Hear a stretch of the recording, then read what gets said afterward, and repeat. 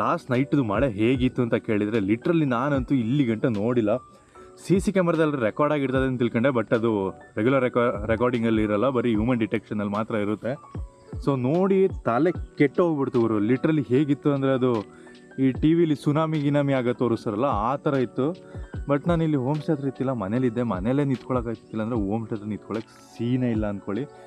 So ಇಲ್ಲೇ ಒಳ ಹತ್ರ ಒಂದು 2 ದೊಡ್ಡ ಮರಗಳಿದ್ದಾವೆ ಗುರು. ಎಲ್ಲ ನೆಲಕ್ಕೆ ಬಿದ್ದು ಕರೆಂಟ್ ಕಂಬ ಎಲ್ಲ ಕಟ್ಟಾಗಿ ಲೈಟಾಗಿ ಮರಕ್ಕೆ ಬಿಟ್ಟರೆ ಮರಗಳೆಲ್ಲ ಹಿಂಗೆ ಸುತ್ತ ಹೊಡಿತಿದ್ದಲ್ಲಿ ಒಂದು 100 ಕಿಲೋಮೀಟರ್ ಸ್ಪೀಡಲ್ಲಿ ಗಾಳಿ ಬೀಸ್ದಂಗೆ ಇತ್ತು ಗುರು ಅದು. ಅಪ್ಪ, ಪ್ರಾಬಬ್ಲಿ ಯಾರೂ ನೋಡಿಲ್ಲ ಅನಿಸುತ್ತೆ ಇಲ್ಲಿ ನಮ್ಮ ಕಡೆ.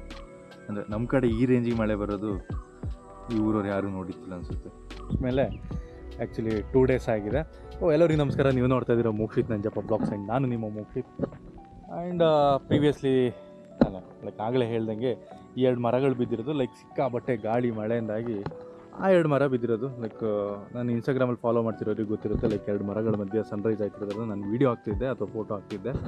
ಸೊ ಅದೇ 2 ಮರಗಳು ಅಲ್ಲಿ ಬಿದ್ದಿರೋದು.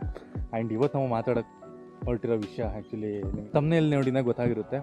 ಅಲ್ಟ್ರಾ ವೈಲೆಟ್ ಶಾಕ್ ವೇವ್ ಅಂತೇಳ ಈ ಎಕ್ಸ್ಟ್ರೀಮ್ಲಿ ಪ್ರಿಟಿ ಬೈಕ್ ಅಂತ ಹೇಳ್ಬೋದು. ಲೈಕ್ ಎಷ್ಟೋ ಹುಡುಗರು ಅಥವಾ ಹುಡುಗಿರು ಅಥವಾ ಯಾರೇ ಇರಲಿ ಒಂಥರ of road dull track road legal bike ಬೇಕು ಅಂತ ಆಸೆ ಪಟ್ಟರು ಎಷ್ಟೋ ಜನ ಇರ್ತಾರೆ. ಅದು ಕಮ್ಮಿ ರೇಟಿಗೆ ಬೇಕು ಅಂತ. ಬಿಕಾಸ್ ಆಲ್ಮೋಸ್ಟ್ ಕವಾಸಕಿಲಿದೆ, ಇನ್ನು ಯಾವುದ್ರಲ್ಲೆಲ್ಲ ಇದೆ ಗೊತ್ತಿಲ್ಲ. ಸೊ ಕವಾಸಕಿಲಿದೆ ಅಂತ ಗೊತ್ತು, which cost around like 4 or 5 lakh ಅಥವಾ 4-5 ಲಕ್ಷ ಖರ್ಚಾಗುತ್ತೆ ಗುರು. ಲೈಕ್ ಜಸ್ಟ್ 150cc ಅಥವಾ 125cc ಬೈಕಿಗೆ. ಆ್ಯಂಡ್ ಈಗ ಈ ಅಲ್ಟ್ರಾ ವೈಲೆಟ್ ಶಾಕ್ ವೇವ್ ಏನು ಅಂತ ಹೇಳ್ಬೇಡ. ಸೊ ಈ ultra violet shock wave bike ಬಂದುಬಿಟ್ಟು completely off road focus bike ಆಗಿರುತ್ತೆ. ಅದು ಬೈಕ್ ಅಂತ ಹೇಳೋಕ್ಕಿಂತ ಬದಲು ರಾಕೆಟ್ ಅಂತ ಹೇಳೋಕ್ಕೆ ಇಷ್ಟಪಡ್ತೀನಿ. ಯಾಕೆ ರಾಕೆಟ್ ಅಂತ ಯಾಕೆ ಹೇಳ್ತೀನಿ ಅಂತ ಈಗ ಹೇಳೋದಿಲ್ಲ, ಬಟ್ ಹೋಯ್ತಾ ಈ ವಿಡಿಯೋ ಹೋಯ್ತಾ ಹೇಳ್ತೀನಿ. ಸೊ ಇದರ ಸ್ಪೆಸಿಫಿಕೇಷನ್ಸ್ ಬಗ್ಗೆ ಮಾತಾಡೋಣ. ಮೇಜರ್ ಸ್ಪೆಸಿಫಿಕೇಷನ್ ಲಾಸ್ಟಿಗೆ ಇಟ್ಕೊಳ್ತೀನಿ. ಸೊ ಫಸ್ಟಲ್ಲಿ ಇದು ಜಸ್ಟ್ 120 kg ಇರೋ ಲೈಟ್ ವೆಯ್ಟ್ ಡರ್ಟ್ ಬೈಕ್ ಅಂತ ಹೇಳ್ಬೋದು.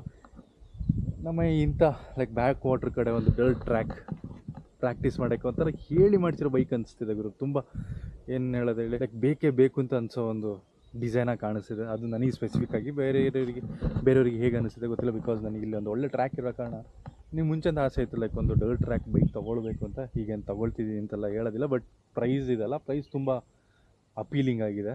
ಸೊ ಪ್ರೈಸೆಲ್ಲ ಹೇಳ್ತೀನಿ. ಸೊ ಸ್ಪೆಸಿಫಿಕೇಷನ್ ಹೇಳುವಂಗಿದ್ರೆ 120 kg 10 kW ಅಂದರೆ 10 BHP ಹತ್ರ ಏನೋ ಬರುತ್ತೆ ಅದರದ್ದು engine power. And single seated ಆಗಿರುತ್ತೆ. ಎಲ್ಲ ಕಂಪ್ಲೀಟ್ಲಿ ಎಲೆಕ್ಟ್ರಾನಿಕ್ಕು. ಬ್ಯಾಟ್ರಿ ಚೇಂಜ್ ಮಾಡ್ಕೊಳ್ಬೋದು. ಆ್ಯಂಡ್ ಮೇಜಲ್ಲಿ ಎಷ್ಟು ಕಿಲೋಮೀಟ್ರ್ ಮೈಲೇಜ್ ಹೋಗುತ್ತೆ ಅಂತ ಕೇಳಿದರೆ 165 ಕಿಲೋಮೀಟ್ರ್ ಮೈಲೇಜ್ ಅಂತೆ. So fast charging, quick charging ಕೂಡ ಇದೆ. ಸೊ ಪ್ರಾಬಬ್ಲಿ ಸ್ವ್ಯಾಪ್ ಕೂಡ ಮಾಡ್ಕೊಳ್ಬೋದು ಬ್ಯಾಟ್ರಿನ. ಲೈಕ್ ಒಂದು ಬ್ಯಾಟ್ರಿ ಸತ್ತೋದಂಗೆ ವೀಕ್ ಆದಂಗೆ ಇನ್ನೊಂದು ಬ್ಯಾಟ್ರಿಗೆ ಎಕ್ಸ್ಚೇಂಜ್ ಮಾಡ್ಕೊಳ್ಬೋದು. ಸೊ ಡಿಸೈನ್ ವೈಸ್ ನೋಡ್ತೀರಾ ಅಂತ ಕೇಳಿದರೆ ಹೀಗೆ ಕಾಣುತ್ತೆ. ಸೊ ನನಗೆ ಇದರದ್ದು ಲುಕ್ ಆಗಿರಲಿ, ಅದರದ್ದು ಸೈಜ್ ಆಗಿರಲಿ, ಅದ್ರ ವೆಯ್ಟ್ ಆಗಿರಲಿ, ಅದ್ರ ಡಿಸೈನ್ ಆಗಿರಲಿ ಎಲ್ಲ ಒಂಥರ ಕಣ್ಣಿಗೆ ಕುಕ್ಕೊಂಗಿದೆ. ಬಟ್ ಒಂದೇ ಡ್ರಾಬ್ಯಾಕ್ ಅಂದರೆ ಎಲೆಕ್ಟ್ರಿಕ್ ಪರವಾಗಿಲ್ಲ.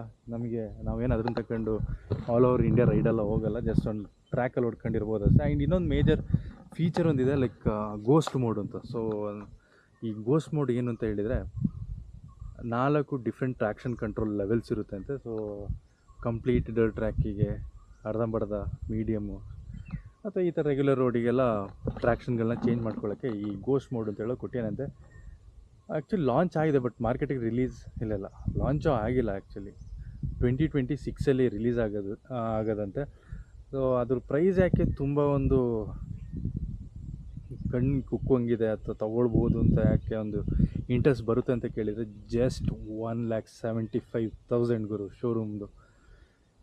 ಜಸ್ಟ್ ಅಂತ ಹೇಳ್ತಿದೆಯಲ್ಲ ಗುರು, ಏನು ಅಂತ ನೀವು ಯೋಚನೆ ಮಾಡ್ಬೋದು. ಅದು ಯಾಕೆ ಅಂತ ಹೇಳ್ತೀನಿ ನೆಕ್ಸ್ಟ್, ಯಾಕೆ ವರ್ತ್ ಅಂತ ಹೇಳ್ತೀನಿ ಅಂತ. ಆ್ಯಂಡ್ ಅದ್ರ ಜೊತೆ ಕಂಪ್ನಿಯವರದೇನೋ ಒಂದು ಆಫರ್ ಬಿಟ್ಟೇನಂತೆ. ಲೈಕ್ ಫಸ್ಟ್ 1000 ಕಸ್ಟಮರ್ಸ್ಗಳಿಗೆ ಫ್ಲ್ಯಾಟ್ 1,50,000 ಏನೋ ಬುಕ್ ಅಂದರೆ ಪರ್ಚೇಸ್ ಮಾಡ್ಬೋದಂತೆ. ಸೊ ಫಸ್ಟ್ 1000 ಕಸ್ಟಮರ್ಸ್ ಆದಮೇಲೆ 1,75,000 ಆಗುತ್ತೆ.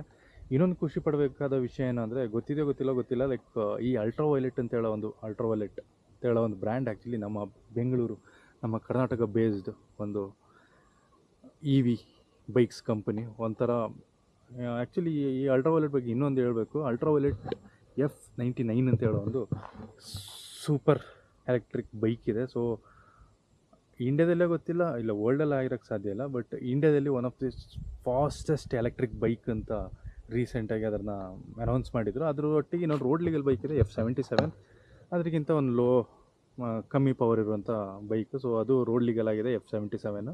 ಬಟ್ F99 ಬಂದ್ಬಿಟ್ಟು ರೋಡ್ ಲೀಗಲ್ ಅಲ್ಲ ಅಂತೆ. ಲೈಕ್ ಹೇಗಂದರೆ ಕವಸಕಿ H2R ಇದ್ದಂಗೆ ಅಲ್ಟ್ರಾವೈಲೆಟ್ F99 ಅದು ಇಂಥ ಟ್ರ್ಯಾಕಲ್ಲೆಲ್ಲ ಟೆಸ್ಟ್ ಮಾಡಿ ನೋಡ್ಬೇಕಾದ್ರೆ one of the fastest electric bike ಅಂತ ಡಿಸೈಡ್ ಆಗಿದೆ. ಸೊ ಅದ್ರ ಪ್ರೈಸ್ 1,75,000 ಅಥವಾ 1,50,000 ತುಂಬ ವರ್ತ್ ಅಂತ ಅನ್ನಿಸ್ತಿದೆ ಅಂತ. ಲೈಕ್ ತುಂಬ ವರ್ತ್ ಅಂತ ನಾನು ಯಾಕೆ ಹೇಳಿದೆ ಅಂತ ಹೇಳಿದರೆ, ನೀವು ಯಾವ್ದಾದ್ರು ಬೈಕಲ್ಲಿ 505 ನ್ಯೂಟನ್ ಮೀಟರ್ ಟಾರ್ಕ್ ಇರೋದು ಕೇಳಿದ್ದೀರಾ? ಲೈಕ್ ಇಮ್ಯಾಜಿನೂ ಮಾಡ್ಕೊಳಕ್ಕಾಗಲ್ಲ ಗುರು. ನಮ್ಮ ಈ ಪೆಟ್ರೋಲ್ ವೆಹಿಕಲ್ಗಳಲ್ಲಿ ಎಕ್ಸಾಂಪಲ್ ಹೇಳ್ತೀನಿ, ನನ್ನ ಡ್ಯೂಕ್ 390 ಏನಿತ್ತು ಅದ್ರಲ್ಲಿ 42 ನ್ಯೂಟನ್ ಮೀಟರ್ ಟಾರ್ಕ್ ಸಮಥಿಂಗ್ ಇತ್ತು. ಅದರಲ್ಲೇ ಕಿತ್ಕೊಂಡು ಹೋಯ್ತಿತ್ತು ಬೈಕು. ಲೈಕ್ ಎಲ್ಲರಿಗೂ ಗೊತ್ತಿರುತ್ತೆ, ಈಗ ಡ್ಯೂಕ್ 390 ಓಡಿಸಿರೋರಿಗೆಲ್ಲ ಗೊತ್ತಿರುತ್ತೆ ಅದ್ರ ಪವರ್ ಯಾವ ರೇಂಜಿಗಿದೆ ಅಂತ ಹೇಳೋದು. ಸೊ ಇದರಲ್ಲಿ ಲೈಕ್ ಇಮ್ಯಾಜಿನೂ ಮಾಡ್ಕೊಳಕ್ಕಾಗಲ್ಲ ಗುರು. 505 ನ್ಯೂಟನ್ ಮೀಟರ್ ಟಾರ್ಕ್ ರೇಟ್ ಯಾರ್ದು ಅಂದರೆ. ಬಟ್ ಒಂದು ಬೇಜಾರೇನು ಗೊತ್ತಾ, ನನಗಿರೋ ಪರ್ಸನಾಲಿಟಿಗೆ ಆ ಚೋಟ ಬೈಕ್ ಮ್ಯಾಚ್ ಆಯ್ತದೆ ಇಲ್ಲ ಅಂತ ಗೊತ್ತಿಲ್ಲ. ಒಂದ್ಸಲ ಶೋರೂಮಲ್ಲಿ ಹೋಗಿ ನೋಡಬೇಕು. ಶೋ ಕೇಸಿಗೆ ಇಟ್ಟಿದ್ದಾರೆ ಅಥವಾ ಡೆಮೋ ವೆಹಿಕಲ್ಸ್ನ ಶೋರೂಮಲ್ಲಿ ಇಟ್ಟಿದ್ದಾರೆ ಅಂತ ಕೇಳ್ಪಟ್ಟಿದ್ದೀನಿ. ಒಂದ್ಸಲ ಬ್ಯಾಂಗ್ಳೂರು ಹೋದರೆ ನೋಡಬೇಕು. ಬಿಕಾಸ್ ನನಗೆ ಫಸ್ಟ್ ನಾನು ಅದರದ್ದು ಸ್ಪೆಸಿಫಿಕೇಷನ್ಸ್ ಚೆಕ್ ಮಾಡ್ತಾ ಇರ್ಬೇಕಾದ್ರೆ ನನಗೆ ತಲೆಗೆ ಹುಳ ಬಿಟ್ಟಂಗಾಗಿದೆ. ಈ 505 ನ್ಯೂಟನ್ ಮೀಟರ್ ಟಾರ್ಕ್ ಅಥವಾ 505 ನ್ಯೂಟನ್ ಮೀಟರ್ ಟಾರ್ಕ್, ಅದರೊಟ್ಟಿಗೆ ಈ ಸಸ್ಪೆನ್ಷನ್ಸ್ ಏನೋ ಬೆಸ್ಟ್ ಅಂತ ಹೇಳೋಕ್ಕಾಗೋದೇನೋ ಡೌಟು ಅಂತ ಅನಿಸುತ್ತೆ. ಬಿಕಾಸ್ ಫೋಟೋದಲ್ಲಿ ನೋಡ್ಬೇಕಾದ್ರೆ ತುಂಬ ಯೂಶ್ವಲಾಗಿ ಕಾಣಿಸ್ತಿದೆ, ಬಟ್ ಲೈವ್ ಆಗಿ ನೋಡೋದೇ ನಾವು ಏನೂ ನಿರ್ಧರಿಸೋಕ್ಕಾಗಲ್ಲ. ಕಣ್ಣಾರೆ ಕಂಡರು ಪ್ರತ್ಯಕ್ಷ ಕಂಡರು ಪ್ರಮಾಣಿಸಿ ನೋಡು ಅಂತ ಏನೋ ಒಂದು ಗಾದೆ ಇದೆಯಲ್ಲ. ಹಾಗೆ ಸುಮ್ಮನೆ ನಾವೀಗ ಹಿಂಗೆ ಕೂತ್ಕೊಂಡು ಮಾತಾಡಿ ಪಂಚಾಯತಿ ಕಟ್ಟಲ್ಲಿ ಅಜ್ಜರು ಕೂತ್ಕೊಂಡು ಮಾತಾಡ್ಬಿಟ್ಟು ಏನೂ ಪ್ರಯೋಜನ ಇಲ್ಲ. ಡೈರೆಕ್ಟಾಗಿ ಒಂದು ಸಲ ಶೋರೂಮ್ ವಿಸಿಟ್ ಮಾಡಿಬಿಟ್ಟು ನೋಡಿದರೆ ಒಂದು ಬೆಲೆ ಇರ್ತದೆ ಮಾತಿಗೆ. ಸೊ ನನಗೀಗ ಗೊತ್ತಾಗಿರೋ ವಿಷಯನ ನಾನು ನಿಮಗೆ ತಿಳ್ಸೋಕ್ಕೆ ಟ್ರೈ ಮಾಡಿದ್ದೀನಿ. ಬಿಕಾಸ್ ಈ ಅಲ್ಟ್ರಾವೈಲೆಟ್ ಅಂತ ಹೇಳೋ ಒಂದು ಬ್ರ್ಯಾಂಡನ್ನು ನಾವು ಬೆಳೆಸಬೇಕು. ಸುಮ್ಮನೆ ಎಷ್ಟಂತ ಹಾಗೆಲ್ಲ, ಬಟ್ ನಮ್ಮ ಕರ್ನಾಟಕ, ನಮ್ಮ ಬೆಂಗಳೂರದೇ ಬೇಸ್ ಆಗಿರುವಂಥ ಒಂದು ಈ ಅಲ್ಟ್ರಾವೈಲೆಟ್ ಅಂತ ಹೇಳೋ EV ಬೈಕ್ಸ್ ಕಂಪನಿ ನಮ್ಮ ಸ್ಟೇಟಲ್ಲಿರೋ ಕಾರಣ ಆಬ್ವಿಯಸ್ಲಿ ನಾನು ಸಪೋರ್ಟ್ ಮಾಡಲೇಬೇಕಾಗುತ್ತೆ. ಹಾಗೆ ಹೇಳ್ತಾ #ಅಲ್ಟ್ರಾವೈಲೆಟ್ ಅಂತ ಹೇಳ್ತಾ ಈ ವಿಡಿಯೋ ನಿಮಗೆ ಇಷ್ಟ ಆಗಿದ್ರೆ ಲೈಕ್ ಮಾಡಿ, ಶೇರ್ ಮಾಡಿ, ಸಬ್ಸ್ಕ್ರೈಬ್ ಮಾಡಿ. ಹಾಗೆ ಇದೇ ಫಸ್ಟ್ ಯಾರು ಅಲ್ಟ್ರಾವೈಲೆಟ್ ಅಂತ ಹೇಳೋ ಒಂದು ಬೈಕ್ ಬ್ರ್ಯಾಂಡ್ ಬಗ್ಗೆ ಕೇಳಿರೋದು ಅಂತಾದರೆ ಸ್ವಲ್ಪ ನೆಟ್ಟಲ್ಲೋಗಿ ಚೆಕ್ ಮಾಡಿ, ಖುಷಿಯಾಗುತ್ತೆ. ಆ್ಯಕ್ಚುಲಿ ಯಾರೋ ಇಬ್ಬರು ಓನರ್ಸ್ ಸೇರಿಬಿಟ್ಟು ಅದನ್ನು ಕಂಡುಹಿಡಿದಿರೋದು ಬ್ರ್ಯಾಂಡನ್ನು. ಸೊ ಇನ್ನೂ ಹೇಳ್ಕೊಂಡು ಕೂತ್ರೆ ಫಿಲಾಸಫಿ ಆಗಿಬಿಡುತ್ತೆ. ಈ ವಿಡಿಯೋನ ಇಲ್ಲಿಗೆ ಶಾರ್ಟಾಗಿ ಸ್ವೀಟಾಗಿ ನಿಲ್ಲಿಸ್ಬಿಡೋಣ. ಇನ್ನೂ ಒಳ್ಳೊಳ್ಳೆ ಕಂಟೆಂಟ್ಸ್ಗಳು ಬರೋಕ್ಕಿದೆ. ಸುಮ್ಮನೆ ಹೋಪ್ಸ್ ಕೊಡ್ತಾ ಇಲ್ಲ, ಬರ್ತದೆ ಸದ್ಯದಲ್ಲಿ ಒಳ್ಳೊಳ್ಳೆಯದು.